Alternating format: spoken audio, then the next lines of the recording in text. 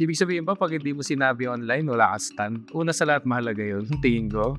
Naniniwala naman talaga ako na may stand tayo, lahat, Marami akong kakilala na meron 'pag nakausap mo sila may stand sila, Hindi naman kailangan lagi mong i-a-announce yun, 'di ba? Nasa sa'yo na yun, Kumbaga sa'kin, ang naisip ko lagi may platform ka, Kailangan mo bang pilitin yung mga tao na magsalita, lalo na kung di pa sila ready or di pa nila napag-aralan. Feeling ko halos feeling ko 90%, 95% ng artist, I'm sure meron silang stand, meron silang inis or tuwa, alam mo yun, may nararamdaman sila. Hindi naman nila kailangan sabihin yun, Hindi nila yung kailangan i-announce lagi.